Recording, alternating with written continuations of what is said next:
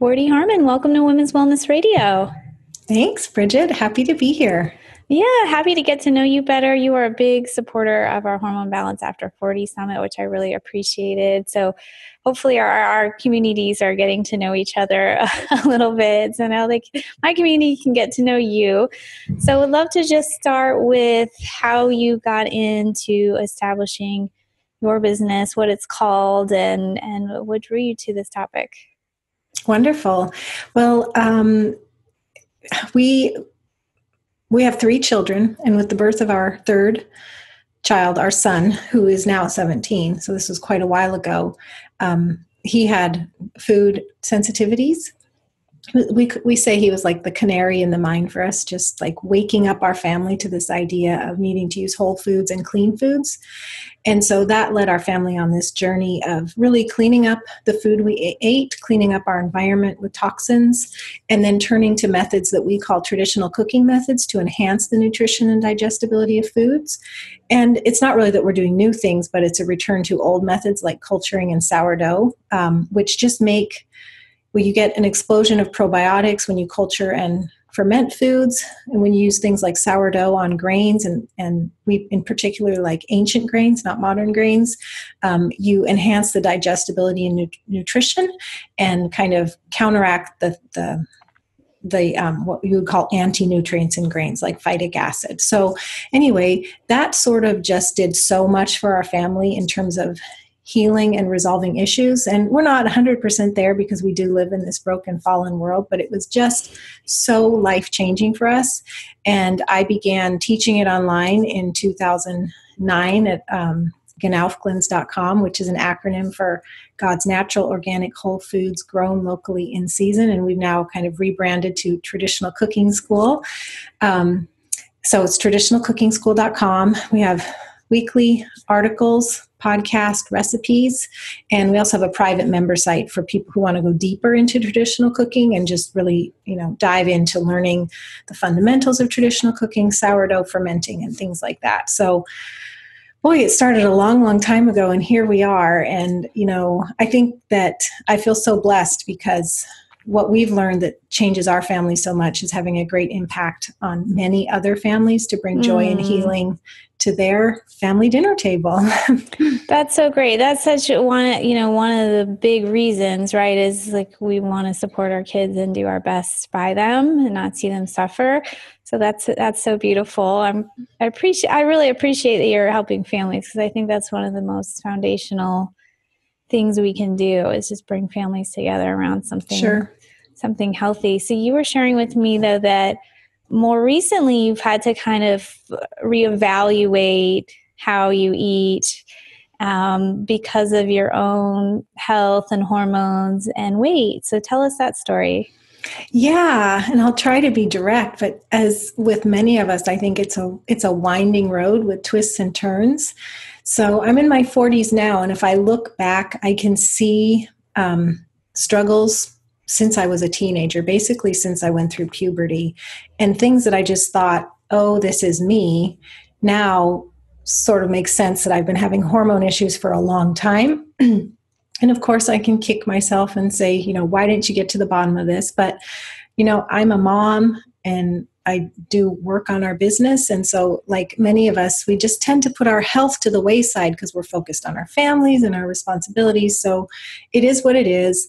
I feel like I'm just trying to get to the bottom of things now. But this really started for me, like with our son, we cleaned up our diet, and that was really amazing. But, 4-5 years ago, when I was just feeling really tired and I put on weight that I just couldn't lose, and PMS symptoms were just not very good.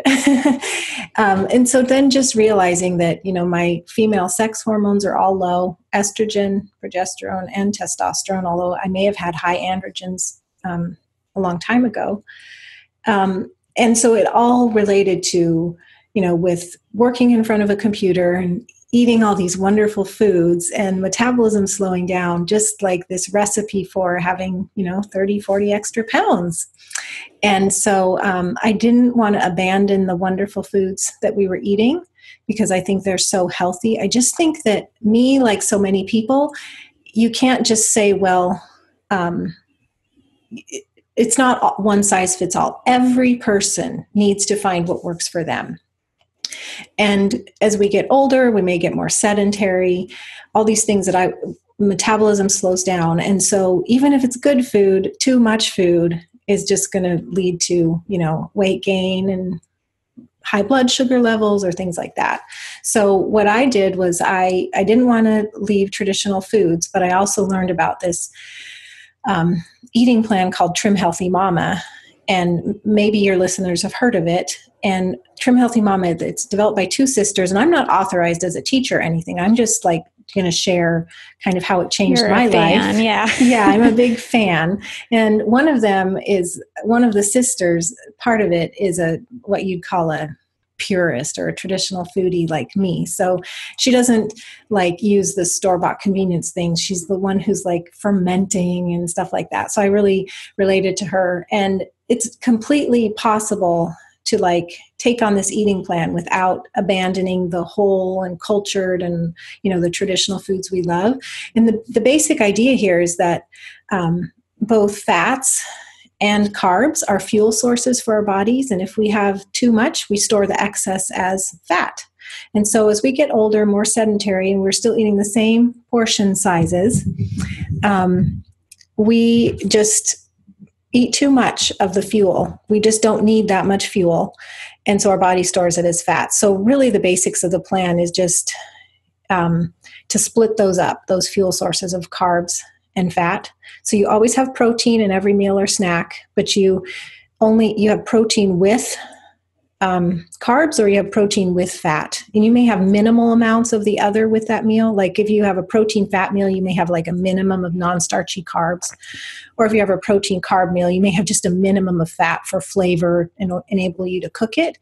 But the idea is you're having these really full, tasty meals without excess fuel. And so then that allows your body to like lose the fat. So just slow and steady, doing this with the whole foods and traditional foods and the sourdough bread that I love, over the course of a year, I dropped more than 30 pounds, really without effort. And I do exercise. I've been lifting weights for years. So I think I hear testimonies of ladies who do it and they don't have to exercise and they lose weight. And the ones that are exercising, they lose weight, and it's not the same for everyone. Probably my hormone issues are maybe not as deep as other people's, but some, they lose slower. There's things to heal before their body will let go of the weight. So, it's just like the food. Not all the food's going to be the same and not every plan's going to be the same. So it's something that you really want to, find what works for you. And that is what worked for me. And I don't follow it 100% anymore, but maybe like 60 to 80% of the time, just to help me maintain that weight loss. And it was really, really delicious food. I didn't feel like I had to abandon the sourdough bread or the sourdough English muffins or the homemade cheeses or the ferments or the healthy fats. It was like it's delicious. It's not a food deprivation thing. In fact, I even think I ate more because the years leading up to it, I bought onto I can't eat any carbs. And that didn't help. I think that even slowed down my metabolism more. Whereas if I'm eating some, but in particular settings, like with protein and lower fat, the metabolism, I guess the body doesn't feel like it's starving. So the metabolism ramps up. You're getting a variety of different macronutrients. And it really was amazing. Yeah, it's super interesting. So you're basically talking about, so we have these 3 macronutrients: fats, carbohydrates, proteins, and you're just talking about in a certain meal, you focus on just 2. Just 2. And protein is always one of them. And always protein is one. Yeah, it's interesting. Yeah. And I appreciate your story that you had this way of eating that was obviously very important to you. You could build a whole business on it. And something wasn't working. And food isn't the only thing in our lives. There's also, like you said, exercise and mindset and things we'll talk about on this podcast. But yeah, I appreciate that you were open, because I do think that we need to be open. And you'll see people who, now I remember a client I had to go to CrossFit every day, wouldn't lose 1 pound. It's like, I'm glad you enjoy it, but it's not something that's working for your goal. And so you had a way of eating you enjoyed, but something wasn't working. I think that happens to many of us. And if we get too dogmatic about, no, this is the way, without being flexible, I mean, we have to be flexible in life. So you were willing to look around. You tried the low carb thing, and you're not the first person who's told me, taking out carbs like wasn't a fit for you. Whereas like that's so popular right now in our culture, like take out the carbs, right? So that's just awesome that you came up, with your own, research, and you found this thing, but you had to research to find this plan and implement it. So really fabulous. Thanks. Yeah, I want to jump on what you just said about the low carb thing. It is really popular now. And one of the things that we've run across in our family, because like our daughter who's 18 now has PCOS. And one of the things that's really helped her control her acne is to really reduce the starches because I guess that feeds into the whole excess androgen loop. But a downside of not getting enough is that you can tax your adrenals and just get really fatigued and low energy and not really have, the energy for life. So even there, we've had to find a balance with her so that the symptom of PCOS, the acne, is better, but she's not suffering in terms of her energy or taxing her adrenal glands. And I just think it can't be underrated that we need to have whole and varied diets, and that for our lifetime health and joy, I don't think it's very practical to think about just being super, super restrictive. I think there's consequences to that. And I'm not really talking about allergies. Like if you have an allergy or there's a food that causes you inflammation or something, I mean, obviously you want to avoid that. But to simply cut out carbohydrates, the macronutrient,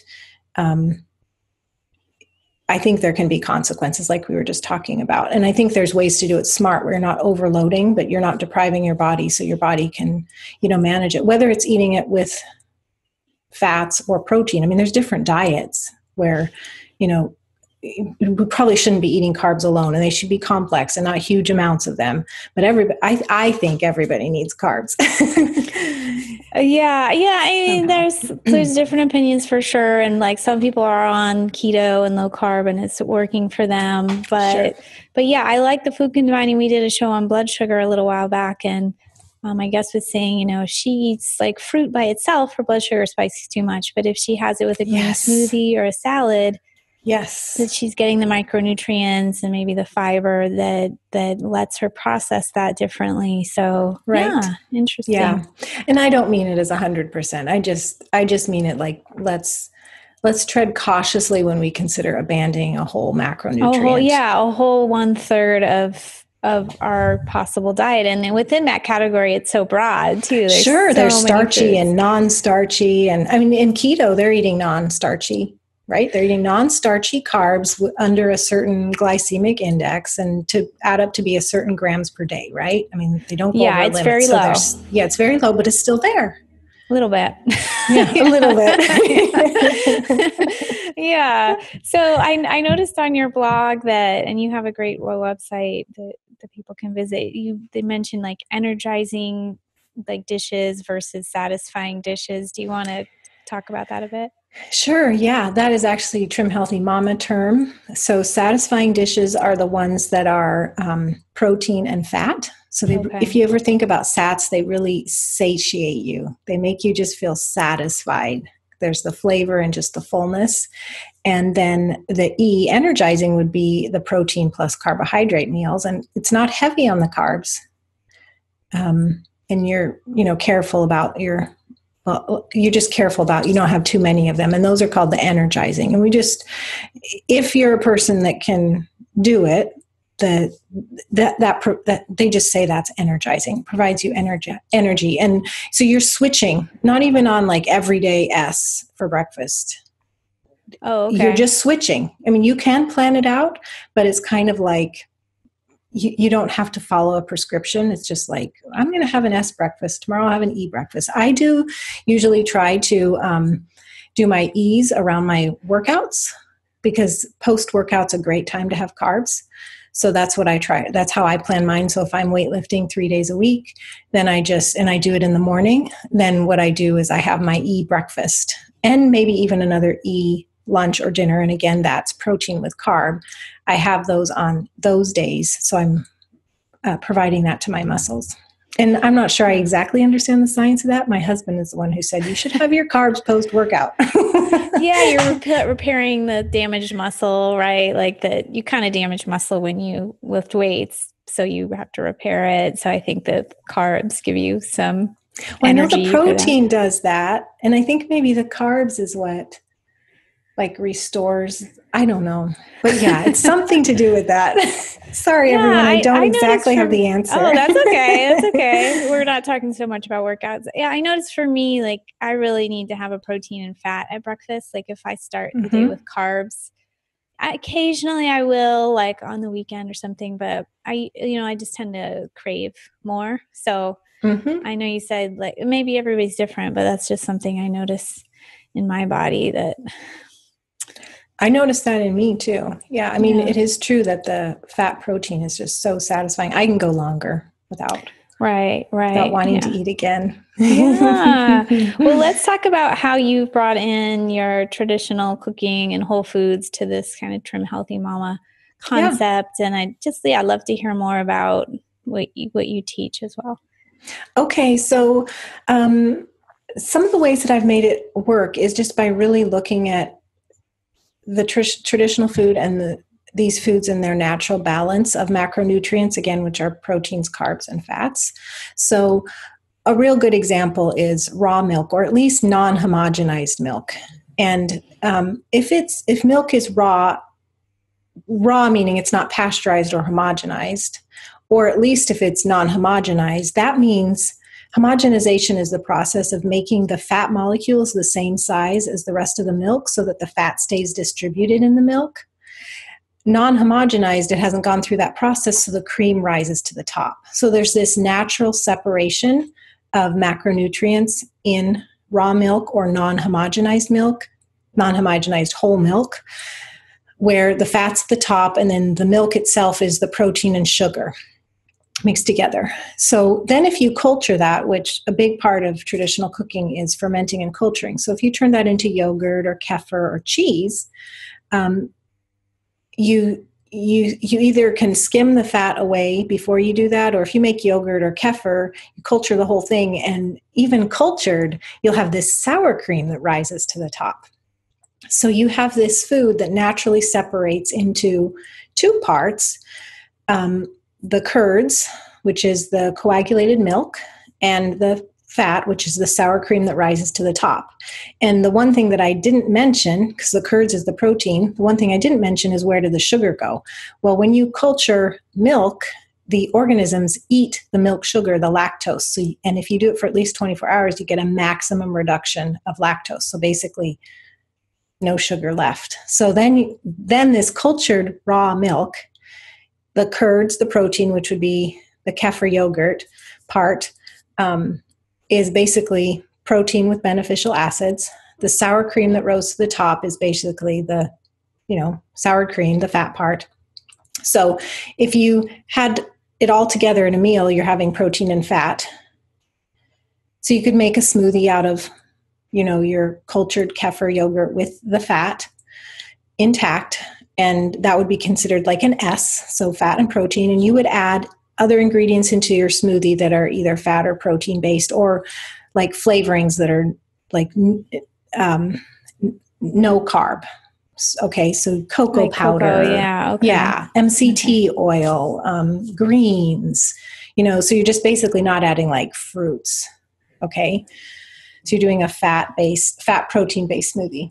But if you take that kefir or yogurt and you skim the sour cream away, then you basically just have this pure protein food with beneficial acids and probiotics. And you could combine it with apple or, carb-based foods in your smoothie, and you'd have an E smoothie because it's protein and carb.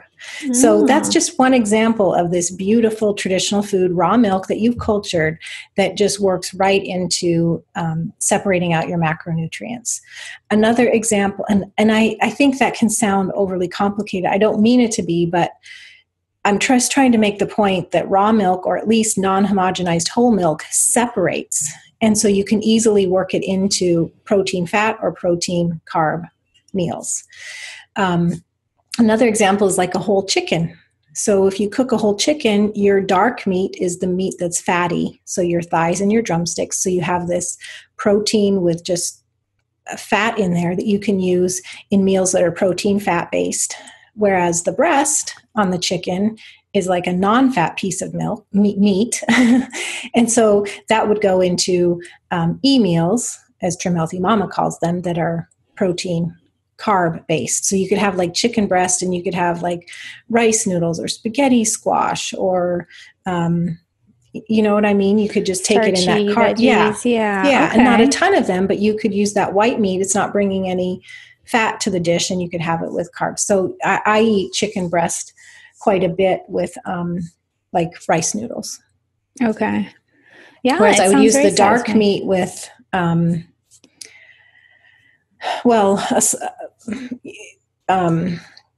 like you can use non-starchy vegetables as noodles. So like the dark meat would go into those fat protein meals, and I would have like a small amount of, not a small amount. I could have it with cabbage noodles or zucchini noodles, as the like pasta part of the dish, whereas the thigh drumstick meat could be in this fatty sauce. Really flavorful and wonderful. Sourdough bread's another one. And I have a particular sourdough recipe that we love and follow, which I'll actually be happy to give a link to you, Bridget, to include with the show notes, because people can get this free at my site. So it's a no-knead einkorn, and einkorn is an ancient wheat, sourdough bread. And the sourdough bread, sourdough is a process of culturing and fermenting. So just like when you culture the milk, when you sourdough your bread for 7, 8, 12 hours, the organisms that are in the sourdough starter are eating some of the sugars and starches in the grain. So there's a reduction in carbohydrates, not a complete reduction, but it's a reduction in some. And this particular recipe doesn't call for any added fat. So it's a wonderful sourdough bread that can be used in protein carb meals. So I would have it with like chicken breast or wild salmon. You could, wild salmon's naturally lean. And like we talked about, the chicken breast was naturally lean. And you can do like a low fat cottage cheese and blend it up and make like a spreadable mayonnaise and add herbs and salt and pepper for flavor. So you can make a wonderful sandwich that doesn't really have any fat in it and still be eating your bread and your good protein. So that's another example of, a traditional food that just fits right into this eating plan where you're kind of being smarter.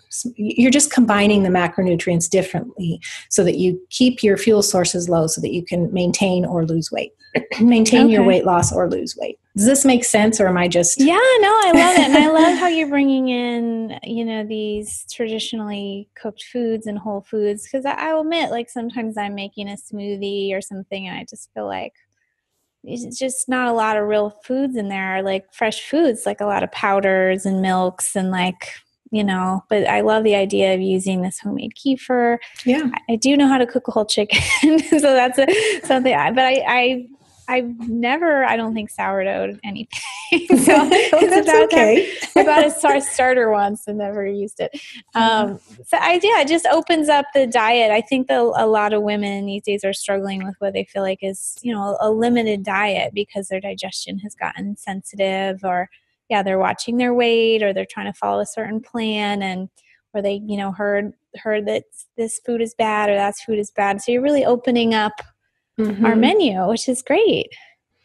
Well, yes. And I have been there. In fact, I'm there right now. As I was telling you pre-show, I'm seeing a new doctor who has said that not only my daughter has PCOS, but I have PCOS too. So I'm in this stage now of, well, should I be even eating gluten and dairy? And I took this inflammatory foods test and found out certain foods I shouldn't be eating. And I think on the one hand, you can look at that and think, oh no, what can I eat? And I am feeling a little bit of that. But on the other hand, if you are looking at all the foods you can eat, or you're at a place where you cook from scratch or you use whole foods, there's actually so many foods you can eat. And I'm saying that having heard from my doctor that she said she's never seen a list of so many inflammatory foods on somebody's test result. She said, I've never seen anybody with so many red foods, and red are the stop foods, the things you should not eat. And I don't think it's a life sentence. It's just for a time to bring down inflammation. So I'm willing to do it. But there's so many foods that I can eat. And if they're whole foods, like I was saying, there's a lot of freedom in that. And you can literally pile up the plate with all these foods you can eat, and it feels like a feast. So I don't mean to just put on the Little Miss Sunshine, like, you can eat everything. Attitude about it, because I know it's hard. I do know it's hard because I'm going through it right now. But I think it's worth it. And I think that if we're eating out, not very much, and we're doing most of our cooking, that's where we find the most freedom. If you're looking at box foods or restaurants, it's very limiting, very hard, very frustrating. Because there's corn and sugar and wheat and everything. And that's what's really hard. Yeah. So I used to run some detox programs when I owned a clinic, and I found that people really didn't know how to cook. We'd say, have I think we took out red meat just for the cleanse. So people are like, I don't know how to cook a piece of fish.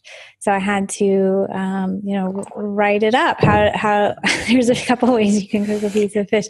So I wonder, you've been teaching this traditional cooking school for a while. I wonder what you find. What are people coming to you and saying that they don't know how to cook? What do they want to learn how to cook? What do you think are some of the most important traditional foods for us to start with? Yeah, that's a really good question. I think because traditional cooking is like a step deeper than cooking in general, our audience does tend to be more proficient in the kitchen. I mean, they tend to be already home cooks. Okay. So they already know how to cook, and they're coming to it because their family has allergies or things they need to heal, and they just believe that this is like the next thing that they need to do for healing, which is the case 99% of the time. I mean, traditional foods are so healing. So the things that they're interested in is, how do I ferment? Because they know that they should, sauerkraut's really good, and kefir and yogurt. So we do a lot of just simple ferments like that. They often come to us and say, but my family doesn't like anything sour. I don't know how to get them to eat sourdough bread. Yogurt's too sour, kefir's too sour. And so there's a transition time, I know, because you don't just, if somebody, they or their families, they're used to just eating store-bought packaged processed foods, or even if they're cooking from scratch, they're using just conventional ingredients. We've lost the taste for sour. We've lost the taste for, the standard American diet is just so one-dimensional, bland, I guess. Yeah, and it's just like salty and sweet. And like even conventional meat doesn't have the aged flavor of your grass-fed beef that hung at the butcher for 3 weeks and developed some flavor, So I totally understand. And so I encourage them, you got to give your family time to get used to it. You don't have to do it cold turkey, help them make the transition in stages. Like, for instance, people are like, I know that these sugary cereals my kids should not be eating for breakfast. And so instead of going like right from sugary cereals to like oatmeal, there's steps you can make. You can switch to organic. You can, and just like the healthier ones. Then you can make the switch to oatmeal. Then you can make the switch even off the carbs to like, bacon and eggs or quiches. So there's stages you can take, and you got to give you and your family time to make the adjustment. And so that's really the biggest thing that we come to is like taste buds, and then taste buds and just being able to make the shift to the healing foods because their taste buds rebel. But I think if parents are persistent and not just I mean, persistence with gentleness, I guess. I mean, and firmness, because it's there. We need to talk the things through with our families so the children are on board. We also need to not give in and go to the boxed macaroni and cheese. The kids aren't going to starve, and we can't give in, but we also, our expectations can't be high, and we can't make it like, we can't make it a painful experience. Yeah, because then they'll be even more resistant. Even more resistant, and they'll like have this emotional, like, negative response to the food that's put in front of them. So that's patience, firmness, gentleness, it all goes hand in hand, talking it through. So that would be a big issue. And then just really the fundamentals of traditional cooking, which are like learning to soak, sprout, and sourdough, learning to ferment, use healthy fats like butter instead of margarine, reduce the sugar content. I mean, there's so much sugar, even in home cooking, there's so much sugar, and that's not good for any of us, really. I mean, even in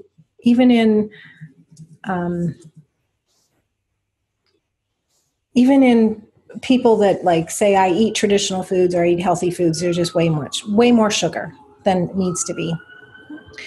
So did I answer that question? Yeah, I asked you like 3 questions at once, which wasn't very fair at all. So yeah, it sounds like if, you could start with some of the basics, reducing sugar and processed things in your diet or your family. And then it sounds like maybe a middle step would just be going to doing more cooking. Like if you're not a home cook right now, and then if that's already a step you're comfortable with, then coming on to learn about sprouting. What did you say? Sprouting. Yeah. Soaking, sprouting, and sourdough/fermenting are the traditional methods that make foods more digestible and nutritious for us. And they really apply to like grains and beans and nuts and seeds.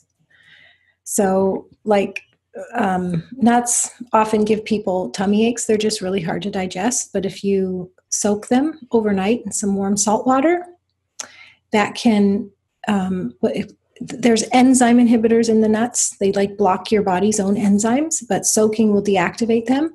And so then you could toss them into a smoothie. So you get your nuts that way. Or if you had a dehydrator or an oven that goes really low, you can dry them back to a dried state. And then you have this soaked and dried nut to munch on that very likely won't give you tummy issues. So that's a soaking method.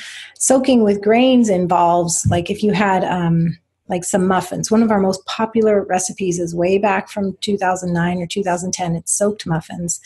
And the issue with a lot of baked goods these days, well, really ever since the industrial food revolution, everything just became really quick. So you just mix your flour and all your ingredients and you bake your muffins. But flour comes from a grain, and grains have anti-nutrients, phytic acid, which blocks mineral absorption, for one thing. So you end up, a lot of that can lead to mineral deficiencies.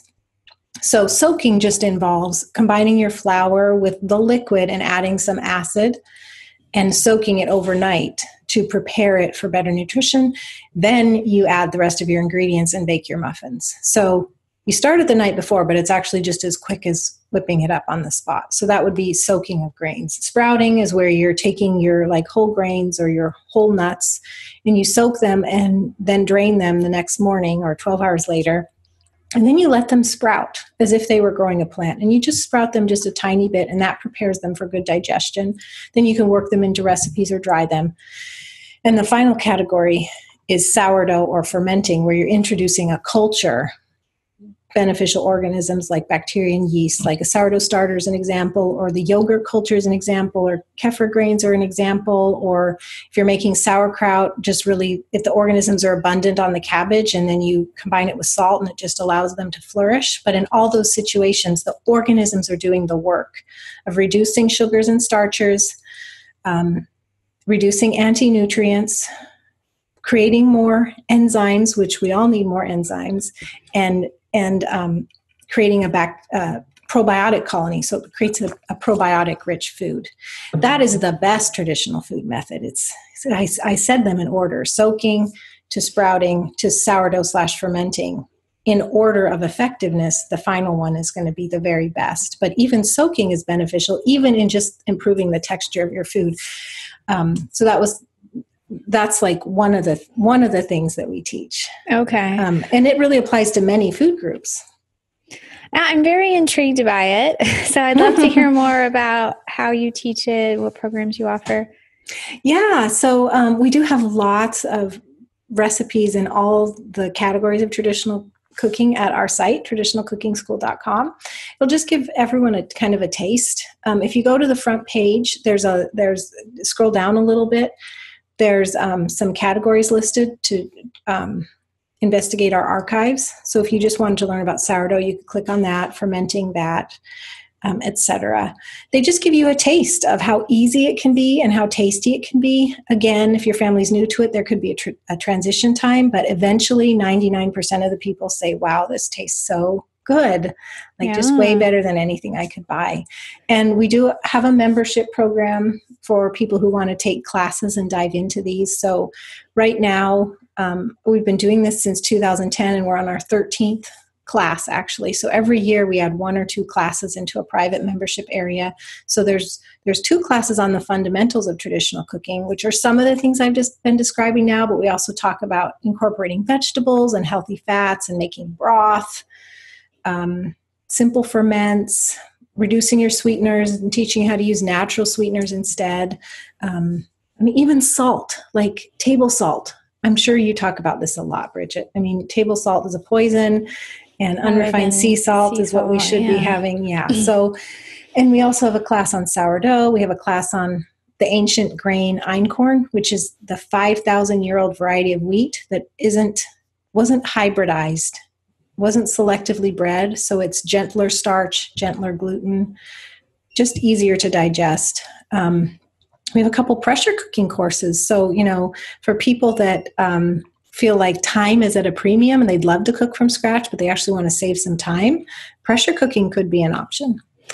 Yeah, and anyway, there's more. There's a big variety. Yeah, there's a big variety. I want to check it out because I feel like when I first, and maybe you had this experience too, like when I first really learned how to cook and more about nutrition, I was really inspired. I was cooking like all the time. If I go out for the night, I tell my husband, this is like what we've, it wasn't much eating out of processed food. And I think just over time, I've gotten like kind of lazier, or I got busy with life, or, I just moved, and like I used to make broth all the time. And like, I can't remember the last time I made it now. I'll admit that. So I guess what I'm trying to say is I think when I'm learning something new, I'm more inspired with my cooking. So I think no matter any of us can, learn a new cuisine or learn to ferment, or a lot of people don't know how. I lived in South America and they use pressure cookers a lot. So I learned how to use one. Most people have never used a pressure cooker. So yeah, everybody feels busy. I get it. But, if you join something and it's exciting and you're just like, I'm going to hunker down and make my first sourdough bread, it's exciting, right? And then you probably get the bug to keep going. Oh, sure. And I think it goes in seasons, like you were talking about, moves or getting busy.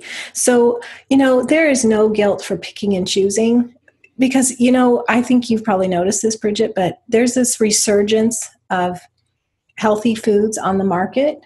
So if anyone feels like I don't have time to make my own yogurt or kefir or sauerkraut or even broth, there's really quality products out there. So if it helps you to get some quality raw ingredients, so it just makes it that much easier to assemble a home cooked meal, that's fantastic. Really, you do not have to do everything from scratch. I think the main point is that you're very careful and realize that food is medicine and the wrong food is poison. So if we're careful about sourcing everything, whether or not we make it ourselves, that can make such a huge impact, such a huge difference in the health of our families and even the joy of the meal. Just to know that, there's so much more joy to me than to, grilling a steak that I know came from a farm down the road where the cow ate grass than to having one from the grocery store, which I know that cow was on a feedlot and ate corn and soy and, antibiotics and all that. same thing with a carrot, same thing with broth, whether I make it myself or I get it from Kettle and Fire, which they're doing really good broth. I think the most important thing is that we're taking care with what we source so that the ingredients are good, and then the meals we can be proud of and have some joy in. That's a good point too. So we don't want people to feel like, oh, this is too much, all these ideas about cooking, like you just buying better quality things, going to the farmer's market, just any change is good change. And I'm always a fan of just like building habits, rather than the one-off. Like, that's what I love about cooking. When I used to do these detox groups, I was like, I think the biggest takeaway that people really get is learning to cook and eat fresh food. Sure. Because that's a habit that will keep your health going. You can detox and get some benefits in a few weeks, but what about after that? Mm-hmm. What are you doing? Because the skills will last, won't they? Yeah. This is so great. Any other resources or you want to mention, or things we forgot? Yeah. Well, backing up to the beginning when I was talking about the kind of the weight loss plan that I tweaked for myself using traditional foods, I want to offer your audience a menu plan that gives breakfast, lunches, dinners, snacks, and even desserts that are either E or S. So protein, carb, or protein, fat. So it's a 1-week menu plan, a lot like I followed for a whole year. And the link for that is tradcookschool.com/wellness menu. All one word, wellness menu. And we'll link to that too, so people can just like push a button. Great. Yeah, people love the meal plans. I think I should get into meal plans. I've never really done it because I'm not a great planner, but like I said, I'm just feeling a little uninspired. And I think if somebody laid out for me, like, try eating this for a week, and I could go to the store and get that ready. And I'm not like you. I'm not a huge. I'm like you. I'm not a huge planner. We do have a lot of people who are, though, and so we do publish a weekly menu plan. And I just honestly can't believe how many people do like it and use it and need it. It's amazing. I mean, because it takes all types. And I'm more the one like today, either in the morning or the night before, I'll know what we're having for dinner. That's about as far as I go, unless we're having company. And I do think the more you cook, the better you get at like just combining and putting things together. But it is hard at first to the idea of just cooking dinner is just like baffling for a lot of Americans. It is. And I do think that if you plan, even if it's the night before or the morning of, and you allot the right amount of time, which, an hour. If you just can say, if we want to serve dinner at 6 and you say, I'm going to be in the kitchen by 5, and if you already have thawed your meat and you know what you're cooking, your family and you will love the meal so much more just to give it just that extra attention. Because it's not rushed and and it tastes good, and there's just those extra little things you can do if you give yourself that hour. And if you have the mental hurdle of knowing what you're fixing, because if you go into the kitchen like, I don't know what I'm doing, well, that's like 15 minutes right there. At least it could be for me. Like, I got to figure this out. But if I know what I'm doing, the mental work that's often the hardest is done. Now I just carry it out. Yeah. And I want to encourage people, like I've told this story before, but when I first got in, like my old attitude about cooking was like, I didn't even like to be in the kitchen standing on my feet. Like I was like, oh, this is such a chore. And now I think that sounds so funny, but where if I have ingredients and I, like you said, I give myself the time, I don't feel stressed.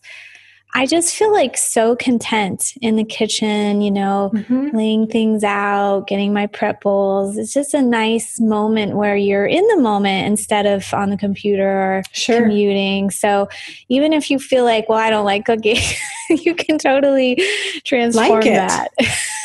Yeah. And I think you bring up a really good point, because this multitasking really hurts us. And I know we're supposed to be good at multitasking, but if we have too many things going on, then it just makes the cooking less enjoyable and a poorer result. So the more that we can just set aside the time and like not be working and not be trying to do something else, which I know is hard because we're all busy. So, I mean, this is just like the intention of it don't anybody feel like you have to achieve the ideal.